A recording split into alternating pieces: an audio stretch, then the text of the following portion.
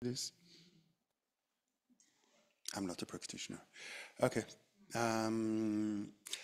But I also wanted to say that maybe it's not so easy for those who didn't take the precepts. I remember being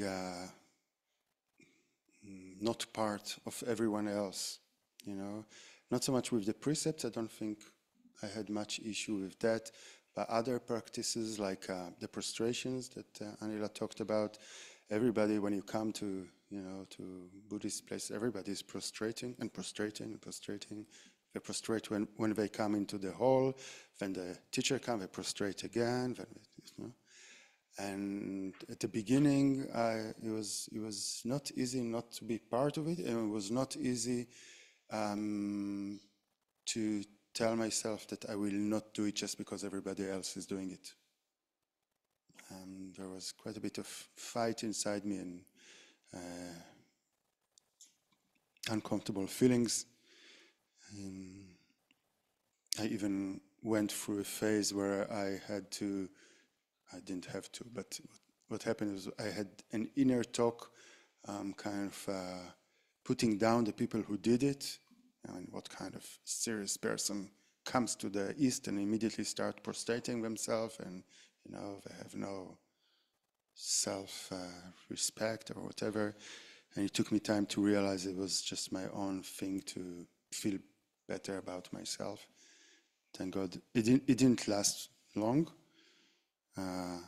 Then came the time when I slowly started doing this practice and fell in love with it. And then I heard other people judging me, sometimes not so quietly. I think one of the first time I tried to do prostration, and it was in Lama Zopa Rinpoche's cave in Laudo, and that's where he meditated in his previous life. So it's a cave with a door.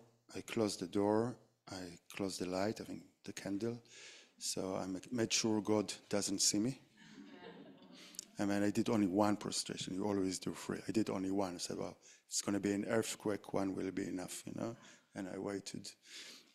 But I think one of the next times I did it, I came back to India, and I went to Manali, and there's a Gompa there at a temple, and I went in, and I think it was maybe the first time I did a prostration when other people are around. But I looked around, and it seems there's nobody there. But I missed these 2 Israelis sitting just behind me. And one of them said to the other, in Hebrew, I'll say it in Hebrew, did you see that? A foreigner prostrating to the Buddha? Bah! So that was my...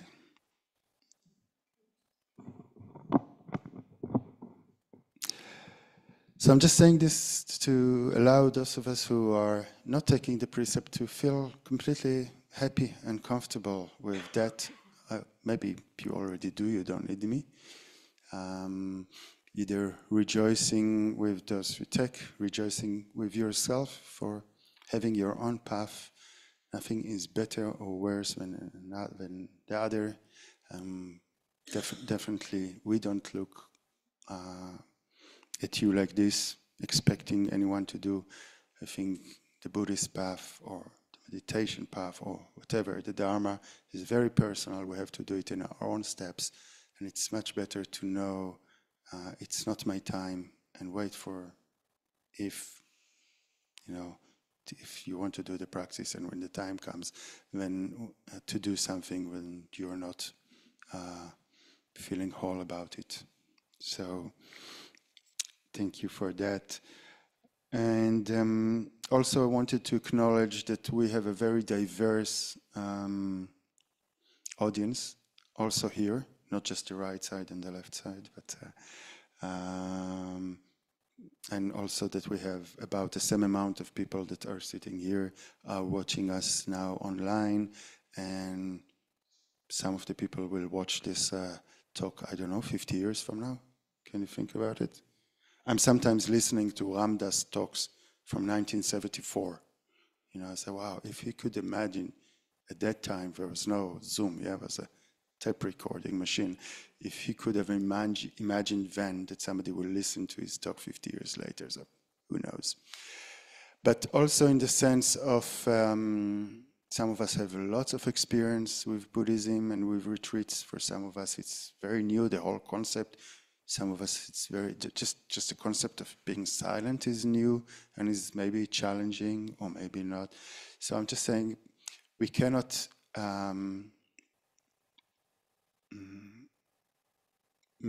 direct our words to exactly to you because it's so diverse.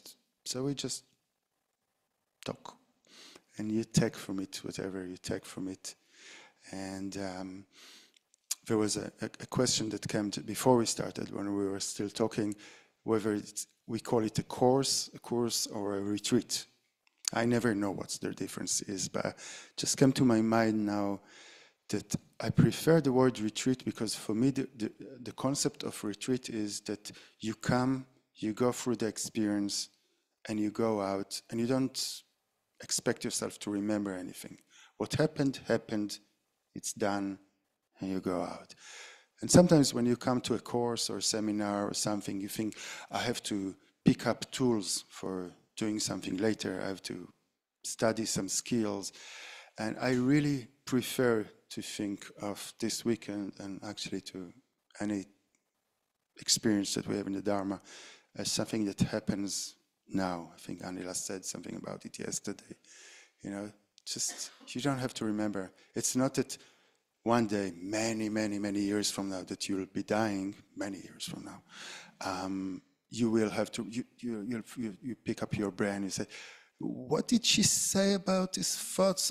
What do I have to remember? It's not going to work like this. It's just not going to work like this. You know, whatever has become part of you will be there for you at the dying time. And whatever is in the notebook, maybe will be there for somebody who will read your notebook, probably will not be there for no one. So just trust the process.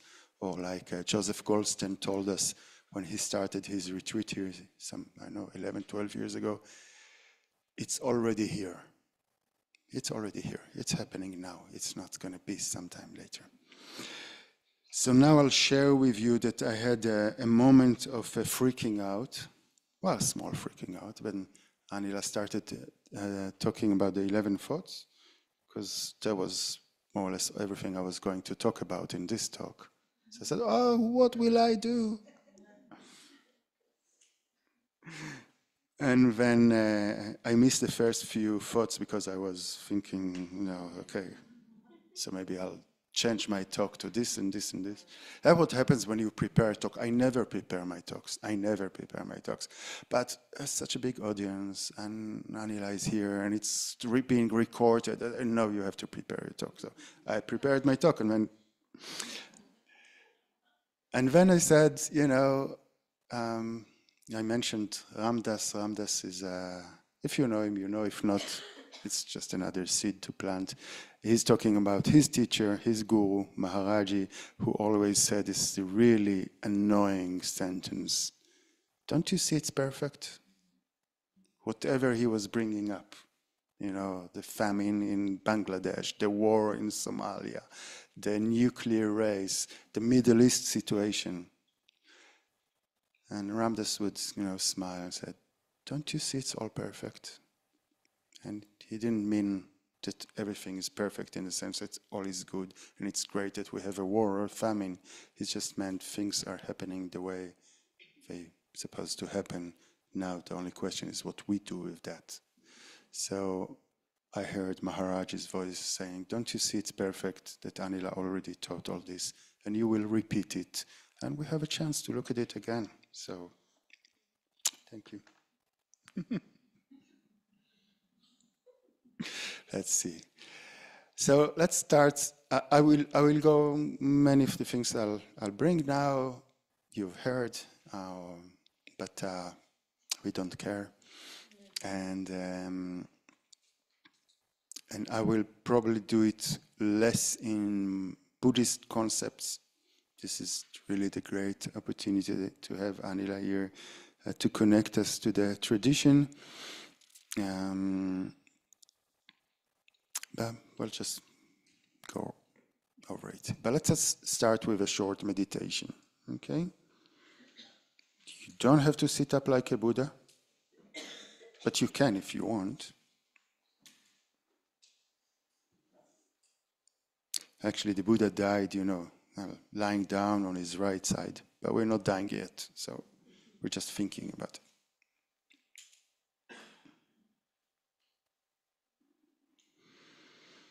And let's take a moment just to connect with our body.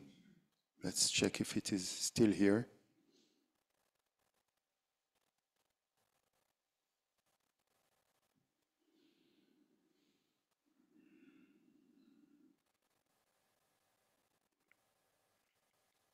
Ask ourselves, how are we doing now? מה שלומי עכשיו?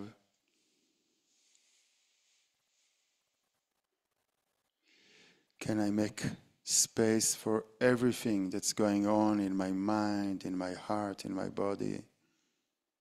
Everything is fine. I don't want to fight with anything. It is what it is, what it is.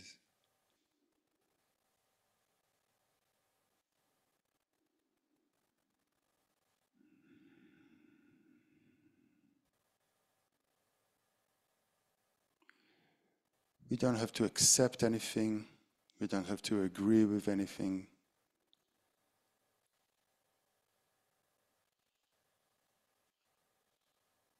We just open our mind and heart to the experience of the moment, trusting ourselves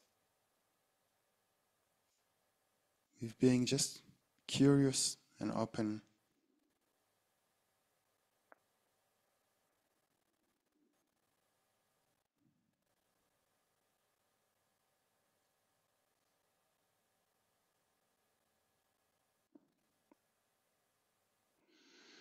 And now I would ask you to imagine yourself on your deathbed, dying, maybe the very last moments of your life.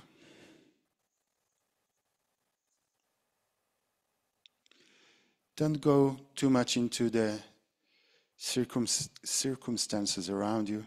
It's not what's important. Who is there, who is not there, which room, what bed, what am I wearing? This is not the important part. But what mind state am I in?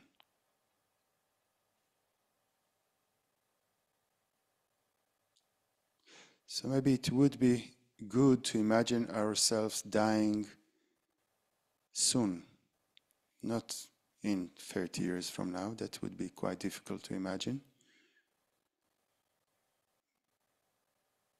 But what if we were dying a few weeks or months from now, or days? We're lying in bed, either in the hospital or at home.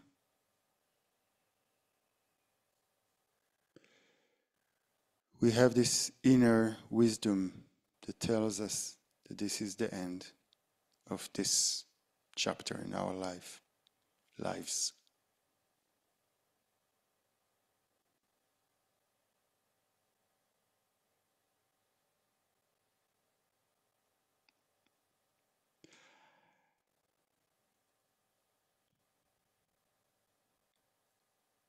How would we like to be? What mind of states do we wish to have at those moments?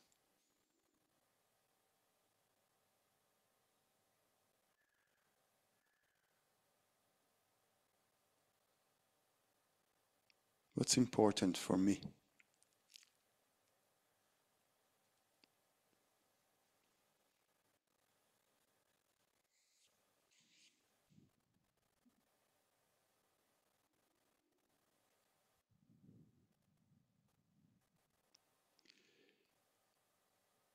Thinking about my own dying.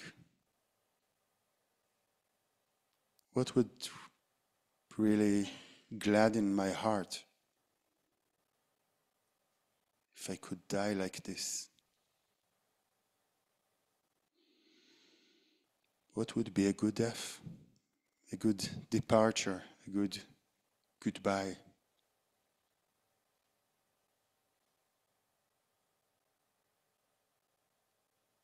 And again, I'm not talking about what's happening around us, but what's happening inside me.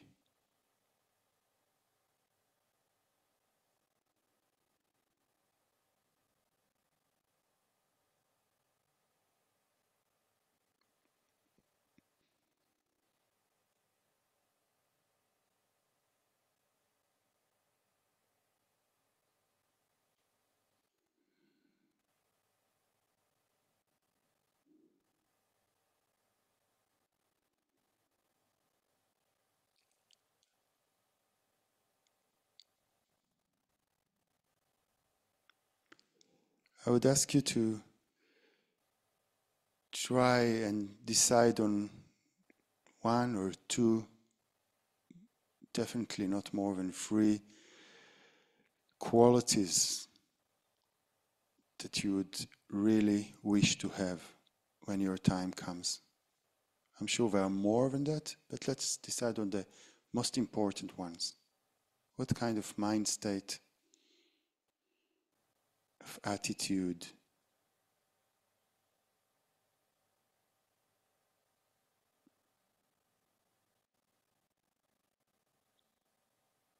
we would like to have when our time comes?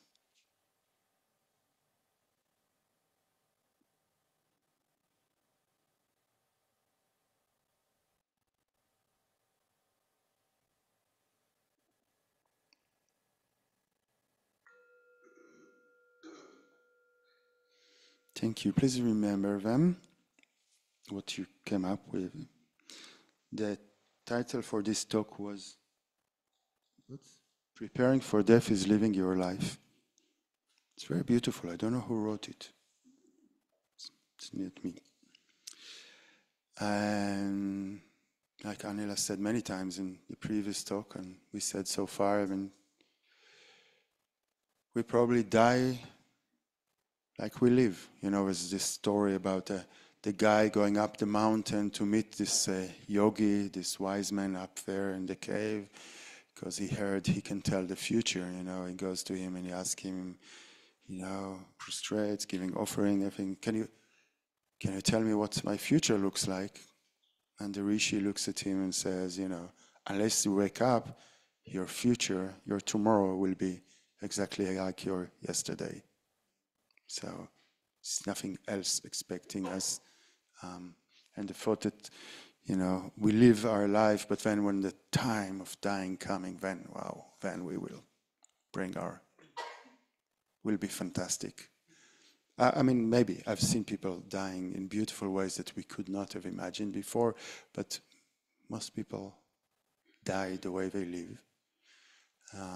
Definitely if death comes as a surprise in a quick way. So I'll bring up a few, since we don't want to kind of stir up too much conversation and disturb your silence, I'll bring up some qualities that come up to my mind, and you listen to this, and if at the end of the short list you'll have another quality that I didn't mention, I'll be happy if you raise your hand and just mention the quality, not the whole story around it. But let's see. So I wrote down peaceful mind. This is just my thoughts. Open heart, which means, you know, being in a loving state, not having much anger, resentment. No regrets. I wrote up curiosity, like looking into the future with open eyes, saying, wow, I wonder where will I be tomorrow?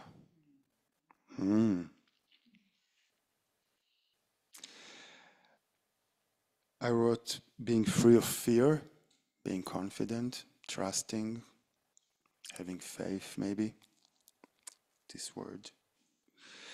I also wrote two more states of mind that I have a complex relationship with.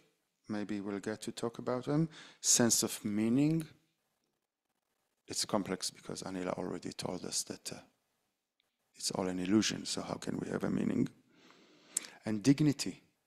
It's a word that comes up a lot around death, and the conversation around death. I don't like it so much, but I know it's there. So do you have another quality that I didn't think of? Just raise the hand if you have. Yeah? Gratitude.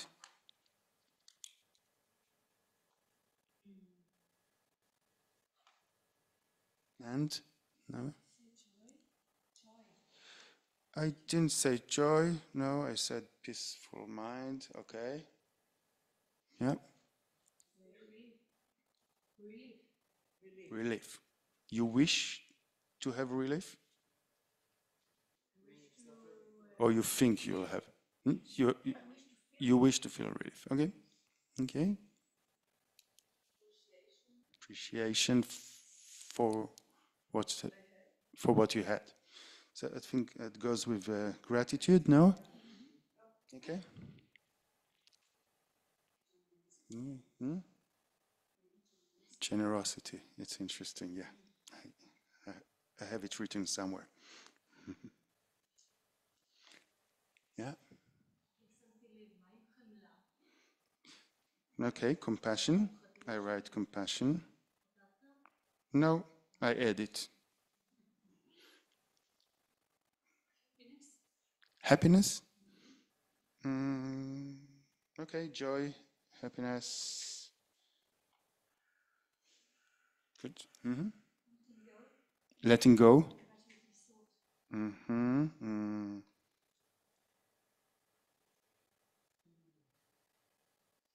Wow, I have many. Okay. Again, Aviva, Esti.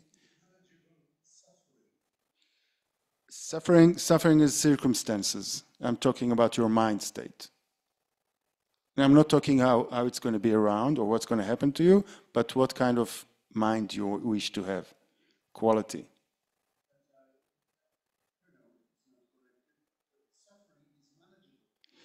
Okay.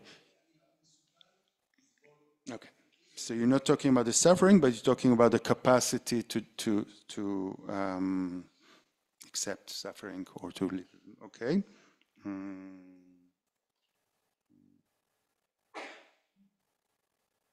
Okay. Esika? Bravery. Bravery. To be brave enough. Okay, well, we'll just take one more. Okay, last one. Yeah, that was. Mityבות, stability. Okay. Wow, you're very. I didn't think there'd be so many. Okay. Okay. I won't have time to touch all of them, and obviously some of them are things that you came with, and maybe I won't have much to say about. But what's really important is to look at whatever came up to you through the mirror of where is it now? What am I doing about it now? So whether it's bravery, generosity, tolerance, bearing suffering, happiness, relief, stability, or the rest of the things that I mentioned and the things that we haven't heard yet, but you have, how am I doing with this quality at this moment, just now? Because death might be in 50 years from now, and like the Tibetan say, next breath or next life, who knows what comes first? So it might come today. You might never reach lunch. Oh, lunch. Just one more lunch. So what I'll go through now is through some of these qualities and kind of check our practice concerning them. And if if we didn't touch the quality that's important to you, you just do the same thing with yourself regarding your own, regarding whatever is important to you. But before starting, I do want to say something. There is one relief in talking in English and not in Hebrew, and that's the word dying that we just don't have in Hebrew. So we say ligsos, which just to hear it makes you uncomfortable. But we don't have this prolonged dying. We have to be dead, למות. But the dying, we can bring up all kinds of expressions, but we don't have the word. And it's always confusing. Because when we talk about dying, we don't necessarily talk about the last breath. We can, and it's important. And the very last breath and the very last moment is even very important in many ways that Anila already touched some of them, and maybe we will touch more, and we will practice the dissolution later on, and which goes through the last breath. But dying can be a long process. Now I have to add another, looking for another warning, because many times when we say, if I ask you when does dying start, there will be two probably different answers in the room. The first one will be with birth, and the other one will be with conception. So dying starts the minute we start. And for that answer, Stephen Jenkinson, who's my teacher and many of the people here as teachers for much of what we know about death or think about it, says, if that's true and you are dying from the moment of birth, what's the big deal when you come out of the doctor and he just told you you have one more month to live? I mean, you've been dying all your life. So it's just one more month more. So dying in the sense of the biological thing that we know that yes, from the moment we were conceived and till the moment the soul or the mind in Buddhist terms leave the body, it's just one process going this direction. That's one thing. Knowing that you're dying, not in the intellectual, in the way that happens when you come out of the doctor and he told you that you have, maybe he said how many months, maybe not, something big changed there. We cannot ignore it. Maybe we wish it's not going to be like that. So when I'm talking about dying now, I'm not talking about the dying of all of us now that we are. We are all dying, When I go to sit with a dying person and I ask her or him, how are you doing? And how do you understand your situation? And she tells me that she's dying, and there's a lot of agony and fear. And I don't say, oh, really, I'm too, Funny you mention. I'm also dying. I've already been dying for 58 years, so let's talk about it. No, I'm dying. Yeah, it's true. I might die before her. I might, fall off the steps coming down from her apartment or have a car accident on the way back.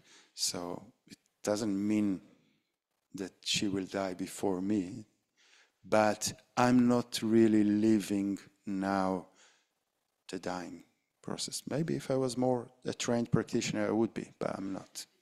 So when I'm talking about dying, I'm talking about really living with the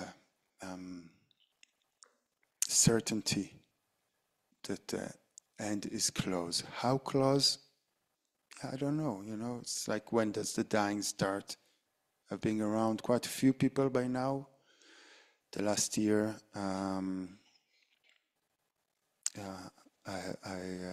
said goodbye to two very, very, very good friends of mine. Many of you know, at least Jonathan, some of you know Neil also. And I've been beside them through the process of dying. They knew they were dying. They were very sick. But were they really dying? At what part of the path was the dying part? When did it start? It didn't really start the moment they came out from the doctor the first day. You know, it's quite difficult to say. At the very, very, very end, the last few days or weeks, yeah, it was clearly. When exactly it starts, I'm not sure. So let's have a look at a few of these qualities that came up. You know, what do I need to practice now to be able to die with a peaceful mind? Just to be at ease, not to be completely restless, not to be completely in a struggle. You know, I'll have to say one more warning before we start. We are not at the business of building up expectations or fantasies about how we're going to die. That's not what I'm trying to do here. We might take it that direction. We don't know how we're going to die. That's exactly what's, you know. But thinking about how we wish to die gives us something for now. Because we might do everything perfectly by the recipe to have peaceful mind, and our mind will not be peaceful because there will be some karmic imprints coming from we don't know where, or body pain, or energy from the surroundings. So it's not a fantasy that we're dealing with. But if I have been with other people who are dying, and if I think of my own dying and I say, I wish I could do it with a peaceful mind. And some people were even more brave and said, well, I want to do it joyful or happy. But it's even only peaceful, just being at peace, not being at struggle. I'm sure, you know, most of us here, if not all of us, have been around people who are dying, or at least heard or been, you know, in second circle around them. And we know that sometimes dying involves lots of struggle, a lot of restlessness, and I'm sure that's not what we wish for ourselves. So what do we need to practice today? Well, today, not tomorrow, after this course. Today, here, now. If we want to make sure that we plant the right seeds to be able to say goodbye to this world peacefully. Am I doing it? You know? How am I dealing? What was the sentence? Letting go, saying goodbye, not being, not hating. Stop hating to having to go. Okay? That's something we can practice now. Having to go is having to let go of anything we like. Realizing that any good moment we have will finish. Every good relationship will end. Everything, you know? So grasping to the good moments now and hoping that we will die peacefully when time comes, because then, you know, this will be the real moment, the real deal. Then we will. It's probably not going to happen. No.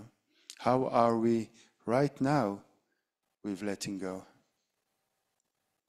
How are we right now with facing discomfort? There is a very big chance, I'm really sorry to have to tell you this. I didn't want to tell you, but I have to tell you. There is a very big chance that dying will involve discomfort. I know it comes as news to you, I'm just cynical. But, you know, there's a good chance. If we won't die at a moment from car accident or a missile falling or like this, if we die through the process of the decaying of the body, yeah, it involves discomfort. How am I dealing with discomfort right now? No, just now. Oh, my back. Oh, this talk. Oh, he's talking about everything that already talked before, you know. If we just had this, we didn't eat breakfast, some of us. We ate breakfast. That's even bigger discomfort, you know. It's like, how am I doing with discomfort at this moment, right now? Can I be with a peaceful mind also, although I'm facing this kind or that kind of discomfort? You know?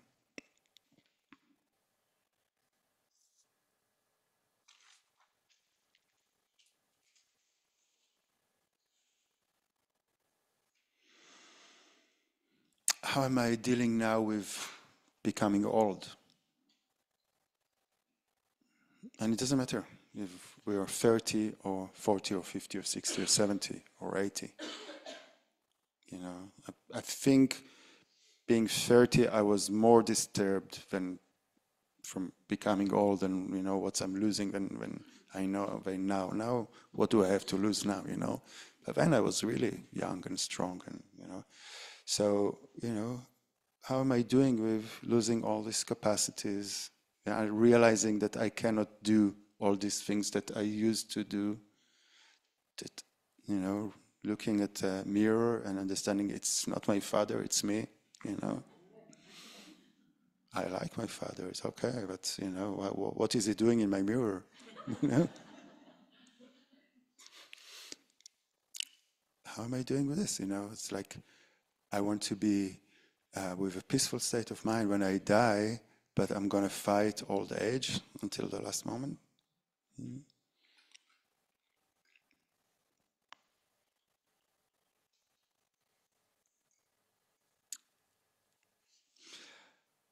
What about open heart? And there were few terms here, loving and maybe gratitude and things that have to do with open heart. We live in a war for more than a year. How is our heart doing during this year? Is it open? There's so much suffering around us, unbearable to think of. Have we closed our heart, waiting for one day when it will be safe enough to open it, then we'll open it again? You know? There are people around us, not in this room, no, but around us, that we don't like. Some of them have terrible opinions in our eyes. Some of them behave terribly, doing horrible things. What's happening to our heart? You know, what happens to our heart when we open the radio? Thank God we don't do it this weekend, but, you know, tomorrow afternoon you get out of here, you start the radio, you hear that politician or this person, you know, what happens to my heart then?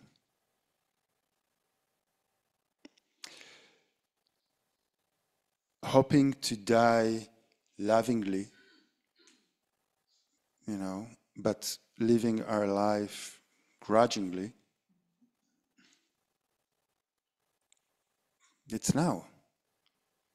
It's now or never. And we have amazing training ground, you know, we were lucky. We got it. If you train in leaving your heart open here in the Middle East now, my God. That's why we chose to be born here, I tell you. I'm sure you're wondering sometimes why did you choose that, you know? Or you may be skeptical of having chosen that, you know? But if we can live at this time here with an open heart, then maybe we can die with an open heart as well. I mean, why do we close our heart to that politician on the radio or at a demonstration or to Hamas or to Hezbollah or to, you know, whatever, Trump? You know, why we close our heart? Because we feel danger. We think that these politicians with their views will take us to catastrophe. For ourselves, for our children, for our grandchildren, you know, we feel the danger. It might actually lead to all of us dying. So, if the prospect of dying closes my heart, how am I going to die with an open heart?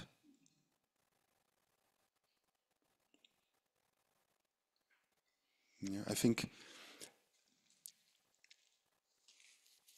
you know, the Dalai Lama, one of the things that he says, and we all love to say about him, is that he practices the practice that we're going to do this afternoon, the death dissolution deaf process. He practiced, I think he says 8 times a day. No, you have a different number. 6. He got tired over the years. So the 6 sessions. Okay. So 6 times a day he practiced the deaf process, and it took me a long time to connect this specific fact that I know about him, because he's sharing with us, with His Holiness, with the Dalai Lama being, I think, the most compassionate and loving person that I had the chance to meet, you know, or to be the symbol of non-violence in our world today, being the leader of people who were, you know, conquered, genocide, went through genocide, etc. Still bringing the message of non-violence and compassion. They're not two separate practices. They are the same practice.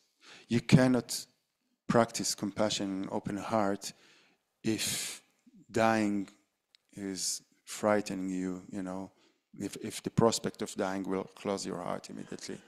You have to make peace with dying so that you can keep your heart open at any situation.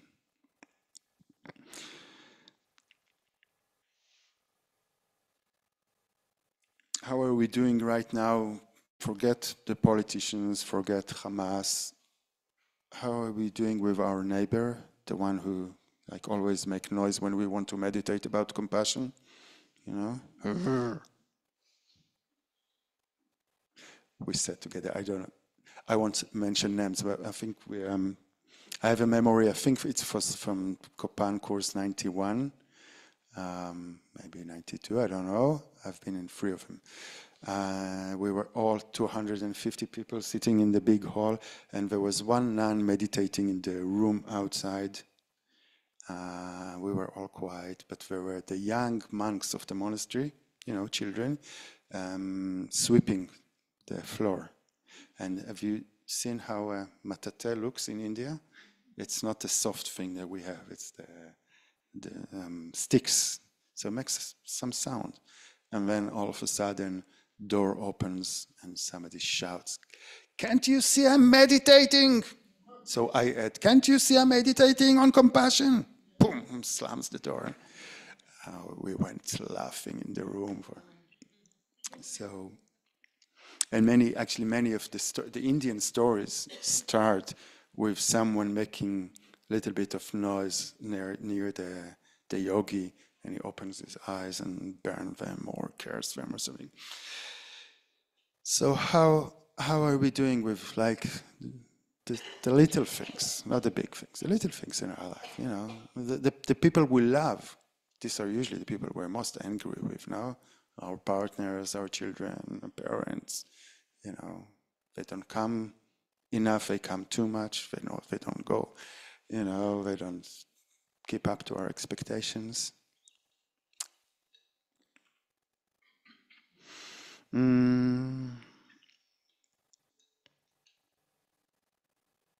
How about no regrets? Many times when we talk about death, we bring up the topic of death in, like, you know, different courses, and not the courses that are that have death in their title, but it comes up in different, you know, and you know, we start talking about it, or maybe I ask. Most of the people will say, I have no problem to die today. I'm ready. I have no regrets. I lived a beautiful life, you know. Do we? Are we? Do we have no regrets?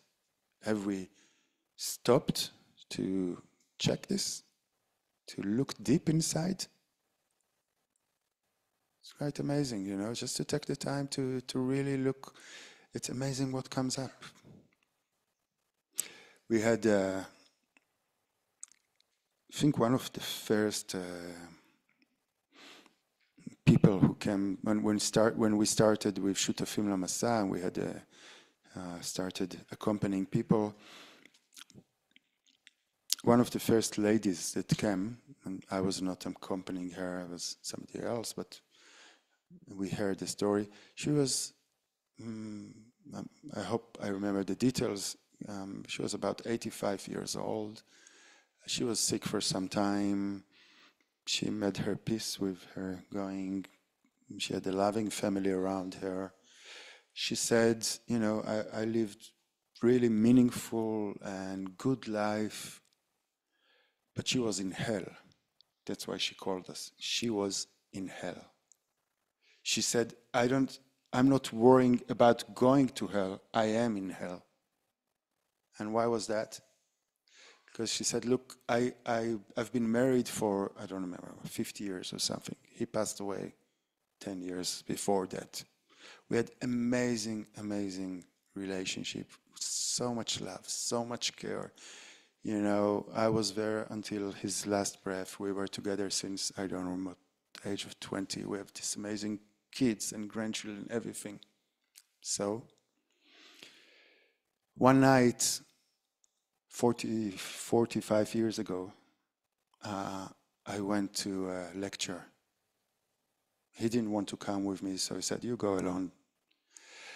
And the lecturer was really good and really gave a really good talk. And at the end of the talk, I went to talk with him, and he said, do you want to talk about it over coffee?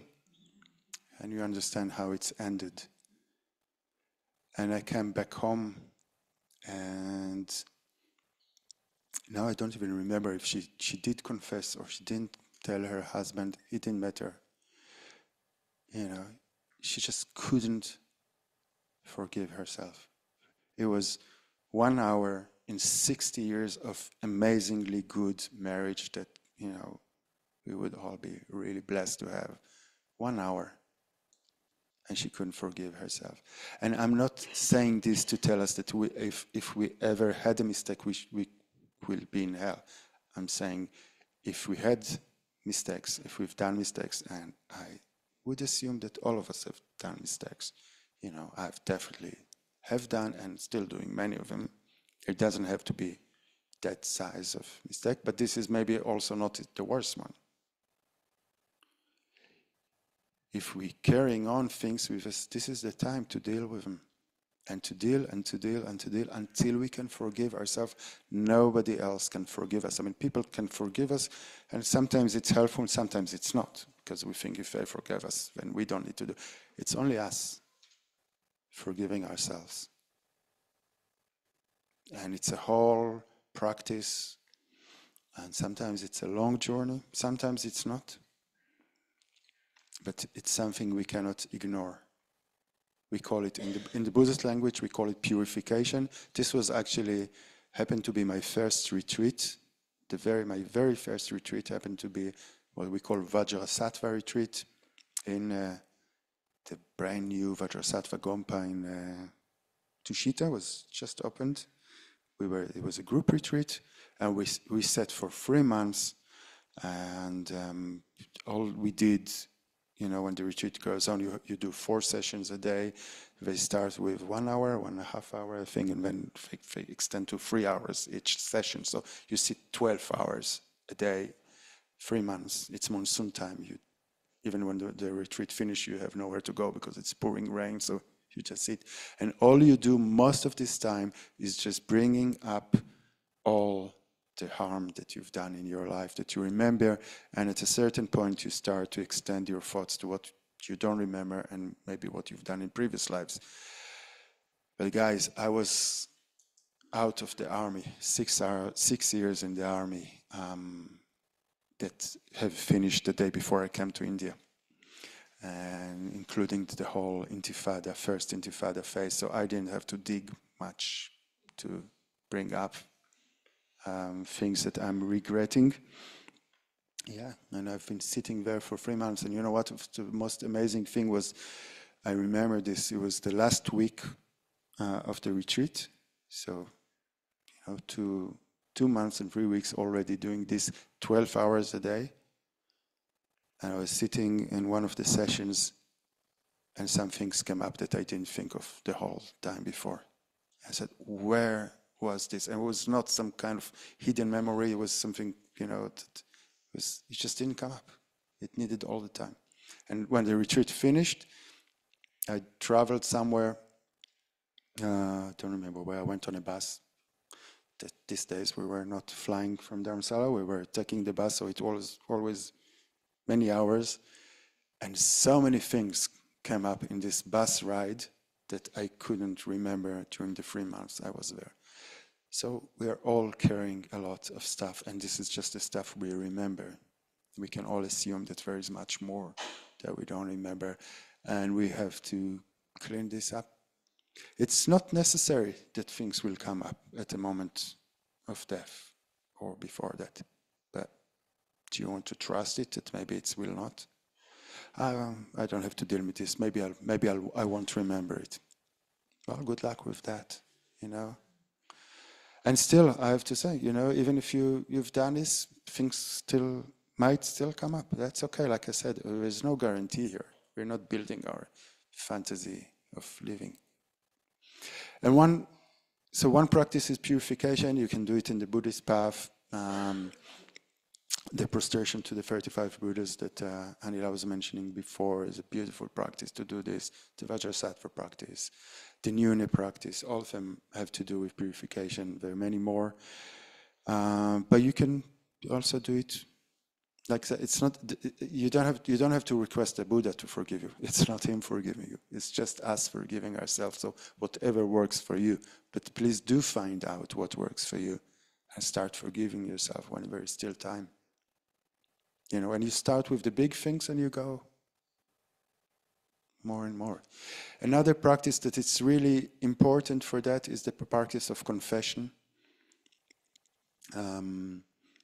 Monks have twice a month that they're supposed to sit together and confess all the breaches of them, breaching the vows, all the vows they didn't keep. So I think it's mainly done in a ceremonial way today. But the act of confession is really amazingly important practice. Just, confession, vidui litvadot. It's not like in the Christian way. Although the Christian practice, at the beginning was amazingly beautiful. Later on, maybe it was abused in different ways. But just to get used to say aloud the mistakes we've done today. Aloud. Saying to ourselves is also important. That's part of the purification practice that we do every day. But saying aloud is different. It's an amazing environment when we have with our partner, in our family, with our friends, when we feel safe to say, I've done this and this and this that I'm not proud of. It doesn't have to be huge things. It can be small things. I lost my temper. I looked the other side when the beggar came from here, and or whatever it is, nobody else is judging you. But you end the day, and there are a few things that you're not happy about. You are not happy about. Nobody else. So purifying, forgiving yourself is the practice. But on the way to do this, just getting into the habit of bringing them up, of talking about them.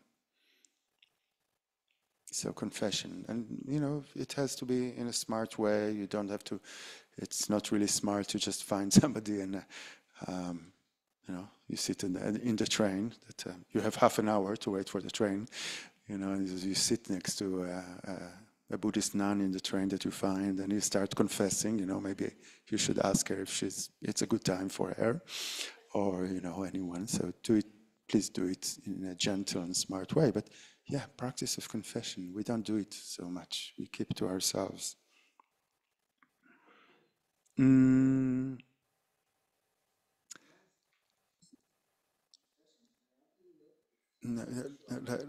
won't open for questions because otherwise it will be a landslide of story.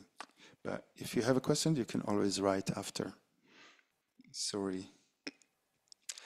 So I wrote here curiosity.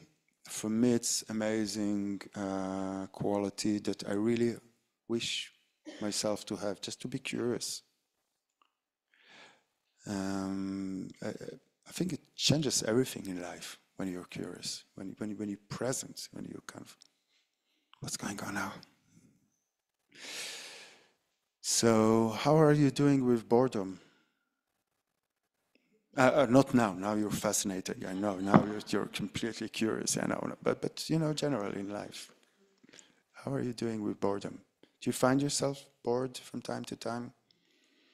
Do you find yourself being afraid of being bored? You know, already doing this and this and this, just that you won't have half an hour to wait for the train and you'll be bored?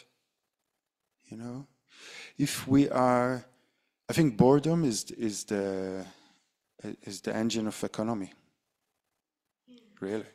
I mean, there's so much things we buy and do and spend money on, just not because we're bored, because we're afraid to be bored.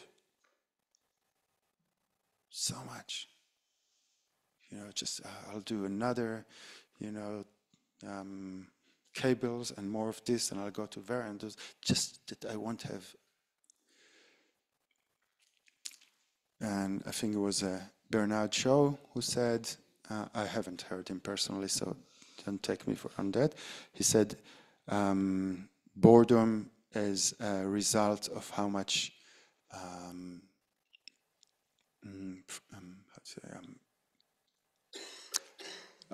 attention, available attention you have at the moment. If you have enough available attention, anything is fascinating. Anything. Yeah, just let your eyes go on this patch of carpet or something, and you know, you can spend hours looking at it if you just bring up the interest, the openness, the freshness.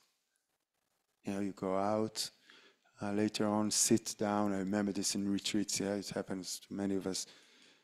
We can spend 2 hours watching an ant walking. You always have an ant around you to amuse you. No, you don't have to go abroad or, you know, buy another book or see another Netflix series. You know, there's always an ant around to keep you company. There's always something happening, and there's no ant. There's the most amazing. You know, you cannot see it, but I'm lucky I can see it. The most crazy and amazing thing, which is called my mind. You know. Maybe your mind is also like this. I don't know. Watching my mind, wow. I mean, guys, it's wild. What do you need more? There's no entertainment like sitting back and watching my mind, you know? So how can you be ever bored? I have a mind to look at, you know?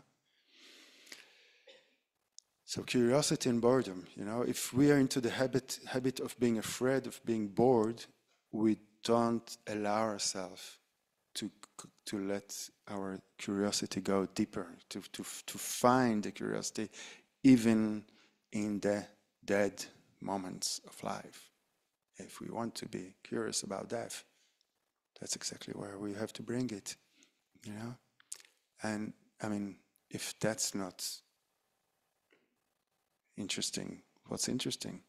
Where the hell are we going? Hopefully not to hell. You know, what's happening? All these Buddhist teachings, is it right?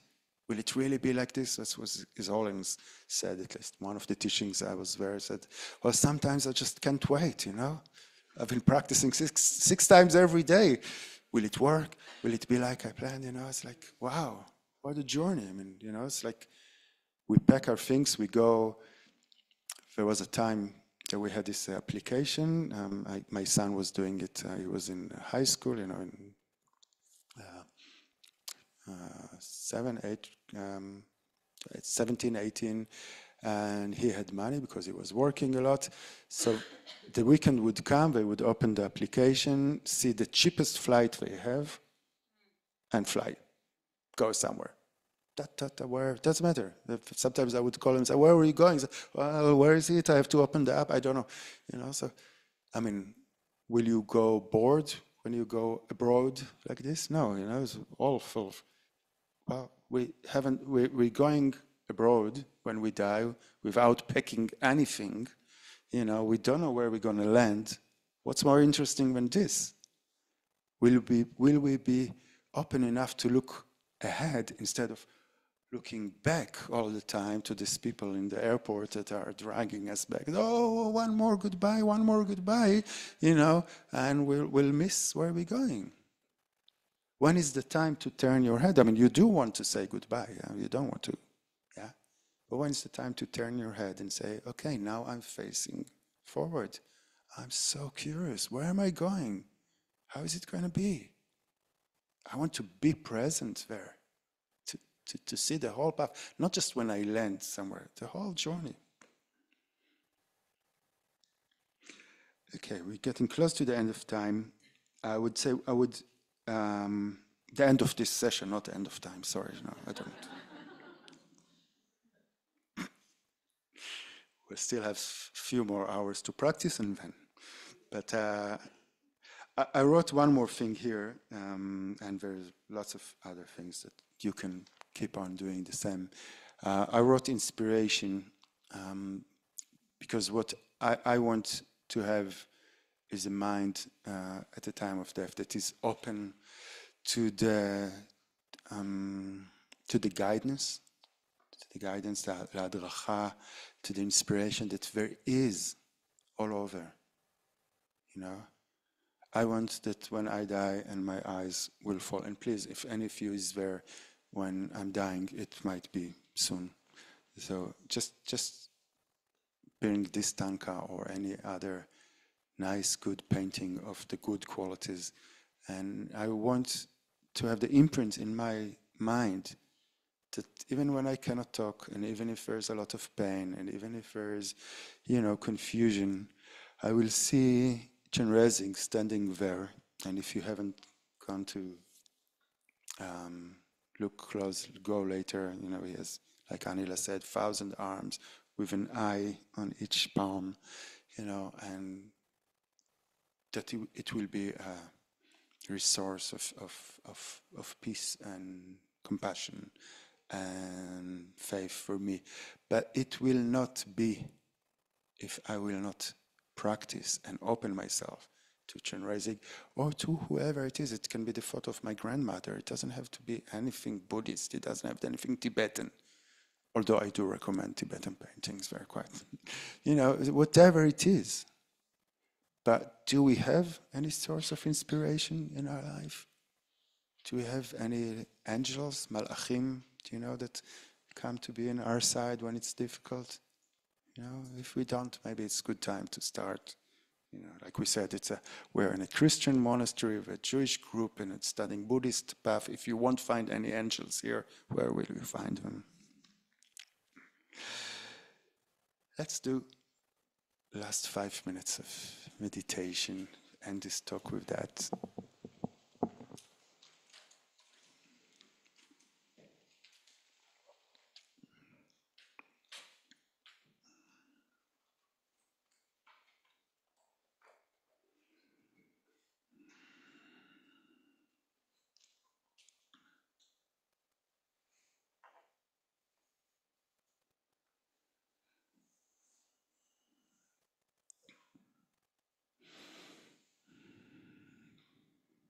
Let's take a minute just to kind of relax.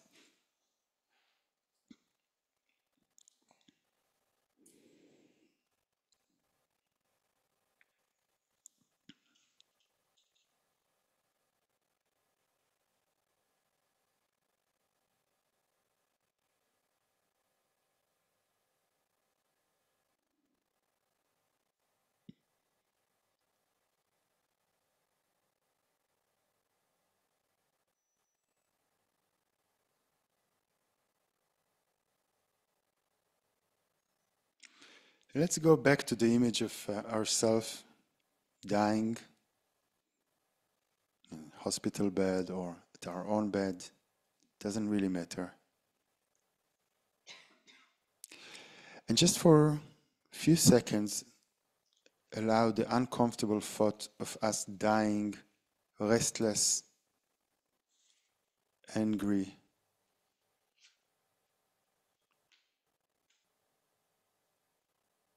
suffering, fighting with suffering.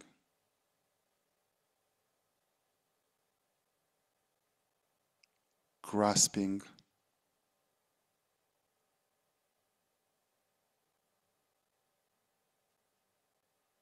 See how much pain it brings to our mind to think that this might be our end. And this is before thinking of how much pain it brings to the people around us.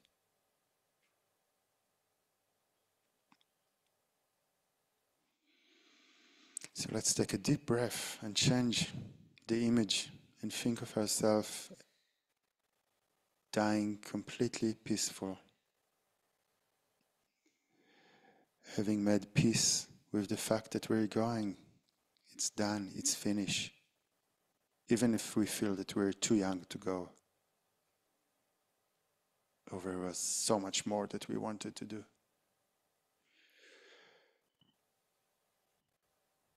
Our heart is full of love. It doesn't matter how many people that are loving us around us. What is important is that we have so much love for anyone. We're so lucky we got to love all these people around us.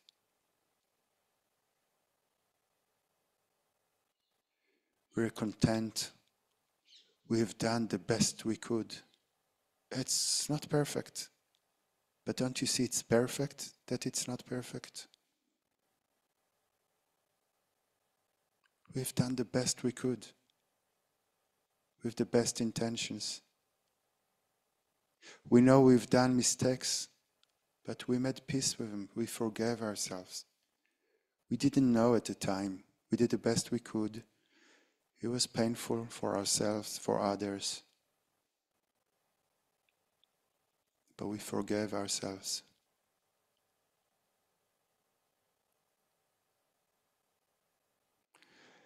And we have this curiosity in us, this almost amusement. Wow, what's going to happen now? Where am I going? Where is the next stop? Can I really use the death to liberate myself?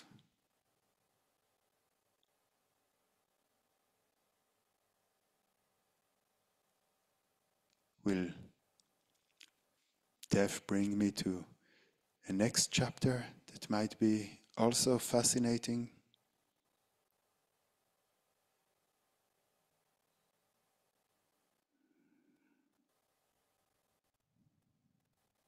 Wouldn't it be nice to die like this? We can't control it. We don't know what will happen.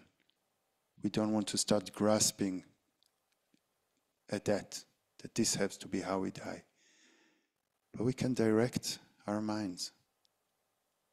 And we can start to do today, now, what we need to do, because we are going to die as we live today, now.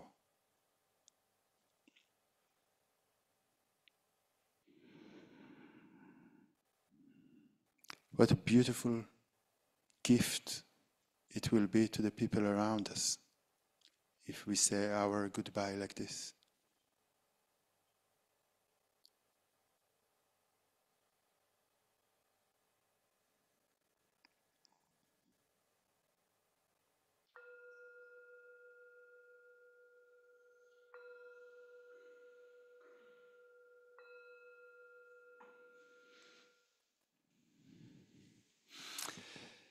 Thank you for listening and for bearing with me for repeating some of the things we already heard.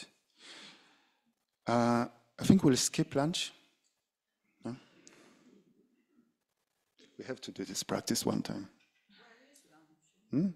Where is it? It's in the dining hall. Just walk about, that direction. Walk about all these people who are after me. When there's an alarm in the street, I just follow the crowd. Yeah, exactly. Yeah, most disasters started like this.